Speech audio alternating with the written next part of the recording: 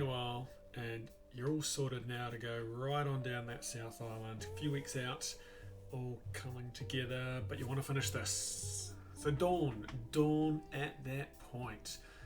It came while we're waiting on the beach, and it was just magical. The quietness and stillness made it feel like we were attempting an escape. It was only accentuated by the fact the boat came right up onto the beach and dropped a gangplank for us to board. There must have been 30 other riders there, and so getting ourselves on took a little bit. The ferry guys had a sorted process waiting.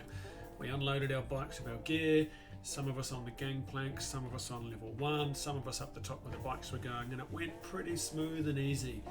Of course, there was one plonker who didn't want to follow the process and came on up the gangplank, and it took a lot longer than we needed to.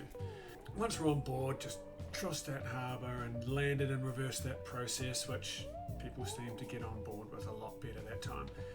Then we're all kind of loading our bikes up again with the gear and heading off in dribs and drabs. I was a little surprised when 5k up the road where we stopped for a coffee and cake to figure out where we were kind of going. It was Auckland today. Lots of us were there. We came back together, then again left in these dribs and drabs. Didn't know where we were going to stop, just knew we wanted to get through Auckland, out of Auckland, and that alone was 100k, and we'd started at 10am and probably around 11am by the time now we were heading off in earnest. First part, kind of getting into Auckland, was pretty easy, and the Western Cycleway is just brilliant. Took us straight along that side of the motorway and dropped us in the middle of Auckland City pretty much. That was kind of good, except for the instructions in the book felt a little vague compared to what we were seeing. And the only thing that was helpful was that I'd been through that intersection hundreds and hundreds of times 30 something years earlier.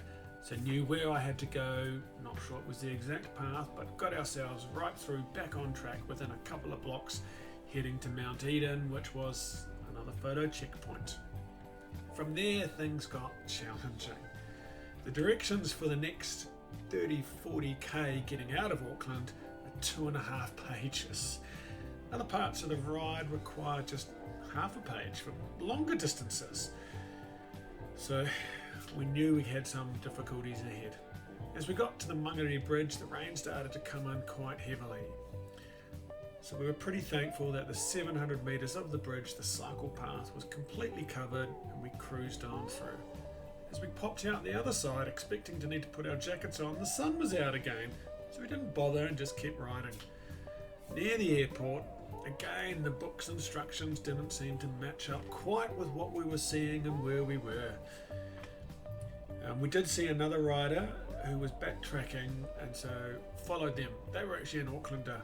More about him in a moment. And then we ended up having an early-ish dinner there at Carl's Jr. at the airport. Set off after that, hoping we were through the worst of those instructions. And we rode on, and after 10 pretty good Ks in terms of instructions, we got to Totra Park, and the book said ride the bridle track through the park and stay on the main gravel path. Problem was, the main bridle path forked in several places, and both ways always seemed like the main gravel path.